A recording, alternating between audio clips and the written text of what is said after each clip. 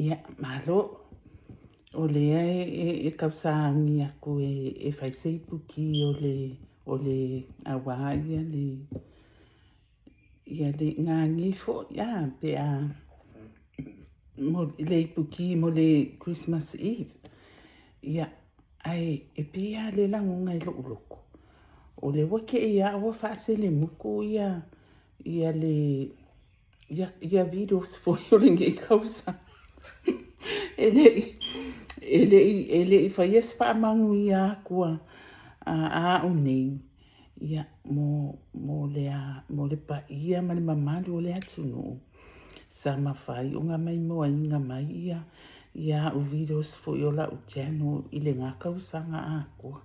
O lea la waka akia se i umanga ai o ke fia a waku la was whaamangu i anga whaapitua o le kirisimas.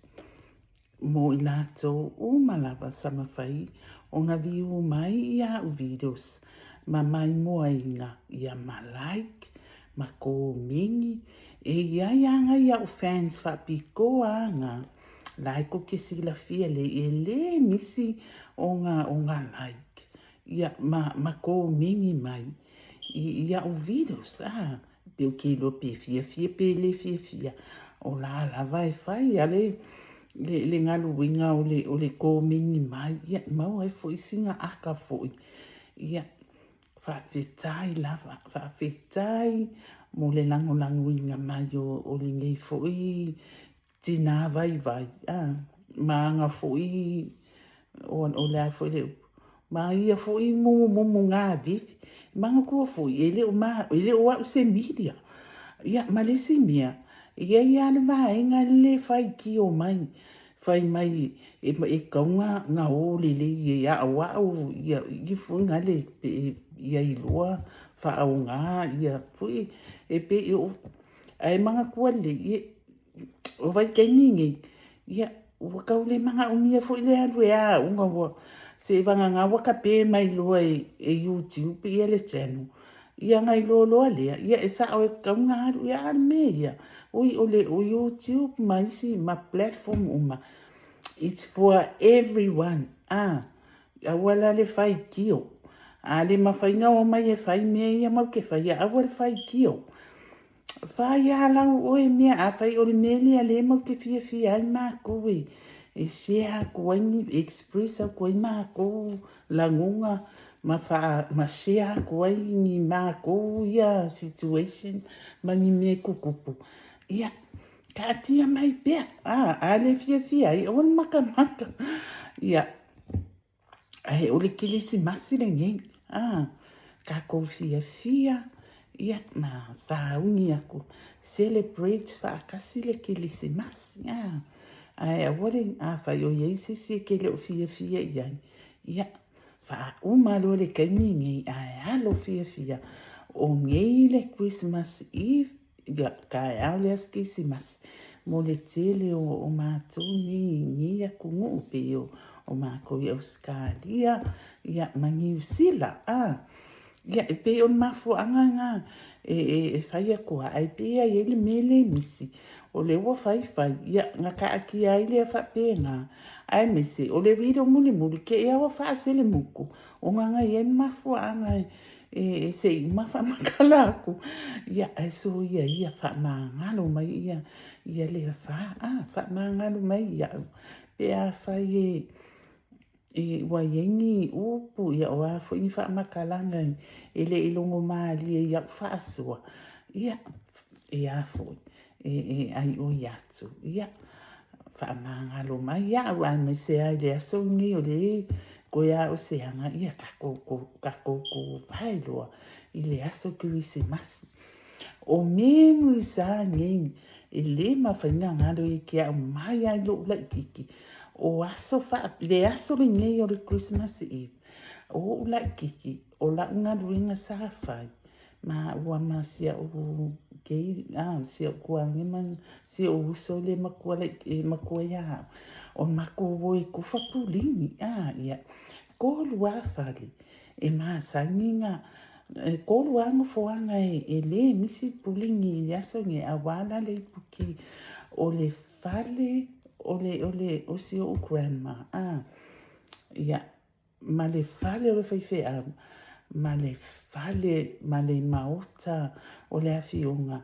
Ia le ota le ulua ia li i tu au ale. Ia, wa resi in peace le awhiunga ia le ota le ulua ia li i tu au ale. O le sa o le na, o le ni ia inga. E peila o fale anga. E kuri onga o lo kama. O le lima o le whaipulingi. Tama mai sa vai. Lima o le whaipulingi. Ina ua maliu lo si utama. Ma sangi ai whaapea mai a ia ngai o aunties fo ima. Ngai o cousins ma kukua. Mai fe. Mai ua maliu a kuko inga e le ai masisi o kou. E o isi o ki nga. E le loa whaipulingi. Wa halu wa ia o le makahala. Ia lea la o kama whai e o whaingo pulingi.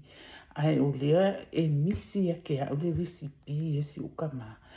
O le si, e le ngaka le whaingo pulingi. O le sosi.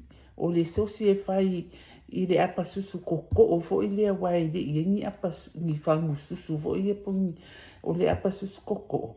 Ia ke ngofo e wau la wale le ke le la o whai sosi. Ai o lea e lo mafau pia. E le o maua e ngei sosi e whai le sosi a si o kamaa. Ia, e pe o memories nga e le kama fo i le a le pulingi fo i le kau i le umu. I le apapi supo koru paunga ma le ungo paunga oi. Ai makanga kau pulingi mai si o kamaa. I le afi. Ke o pole awa ule e pusa i le ungo. E le o le si vai ngala ai kia. La fo la maka mai ni whapea mai. O le pepelo ia. Ia. O ke le lopo ai a whai aku ia e o e whai mamoni mau. Wanga mako wangi whango si o kama. Ai e sa o le le whai pulingi at koe inga e ai pulingi umai ia se o mako a inga. Ia, ai o le whaangongoanga. E le ai ma se o mako o iloa whai le pulingi at koe inga. Ia, ke le lopo, ai anga o longa a inga sa vai langa o le koe inga, o le koe inga sa umai sa vai ma le whai pulingi le anga o la inga vela o le pa o fo i le makua e granti fo i le pa ia o lo mo o lo ia mai mangongi a pulingi e whai sa mua. Kala manisa o nga o le popo. O le popo. Ia wai ke minga nga whai suka inga. Ia o ke lo whai ale whao nga ia suka inga. Ia ma e se ale mangongi o ka umawhai sa mua. E se fo le mangongi o ka umawhai e whaanga ioi i ni. Ia roka ko ilo inga e o fo ilu au. Le o whai ilu au. Ia ai ke le alu au e le maua le kama le mai sa mua. Se o kama fo ila le oko nga le lu au. Ia o le oko fo le kama fo le ka o le oko fua mua. Ka e la kiki fo le o ai lolo aku ai pa mai le pe lolo ma ia o sia o makanga aku nga i le limo si o kama limo ko e inga. I le whaingo mea ngā, ia mali kele ama o mea, nanga ka mātua. Olo ka mā, sa kau kua yung ka mā. Ia pe un mafua anga ngā. Sa uloa le o whaamangu ia inga i loa le o si o mako a inga. Ia wai inga yang ka lingi ngā. Ia kele lo ka fia whaasoa. Alanga o lea o le woki ki wakua ka unga whaanga i o le puki. Ia. Manuia le kirisimasi. Awane i ngalo le anganga o kirisimasi. O le wha manatuina. O le wha na umai. O Yesu Keriso. O lo tato wali i wha aula. O le sa ia whaia wā venga. Hio pua ngā kia i le ngakai mai. Ai o le kele o mau situation ese sa mawhai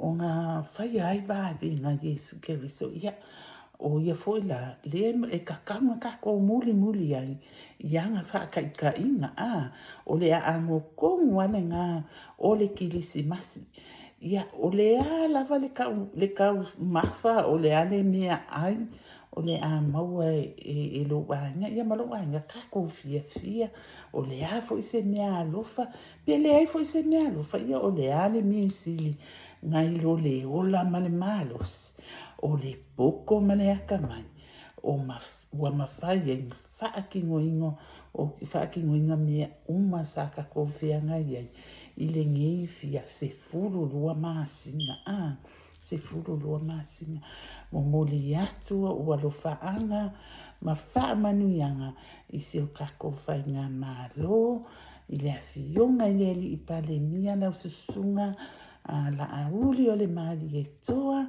ma le whalitua i atu pea, ma le ainga atoa o minista uma o le kapeneta, la wafionga le fonga whetalai, ma le whalitua i atili, ma le ainga, la wafionga i le i sui pale mia, sui fafonga whetalai, o lato ainga, ia whaapena le loa atoa, o le ainga kapenita, ia me se foi, ia o le pale mene atoa, i lato wa filifilia, e a vea mataitai, isi o tato watunu, whaamanuia ato le kirisimasi, ia whaapena foi.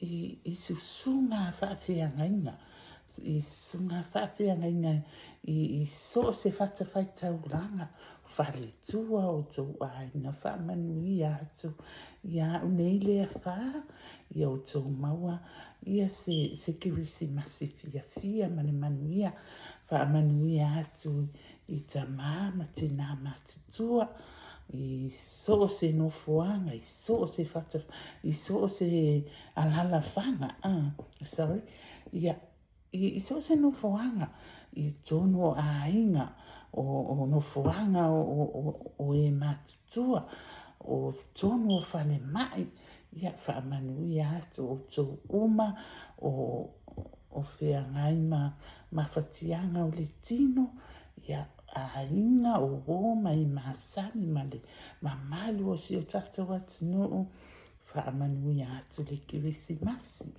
ia whaamanui atu le kirisimasi, ia te o tō malava o ainga, o e masani, o e alolofa ia le wha, ia o e fo i whaapia, o le whaapi o whaali tonu mafofa. Ia ele hai, nei whaali tonu mafofa o le wha, o le fia lava o le wha ia. Ia masiona lava personality na, whanau mai ia ma whamanu ia ma ia le atua ia te au. Ia ai, o se whaasua na, ia mas whamanu ianga na mo o tō umalava.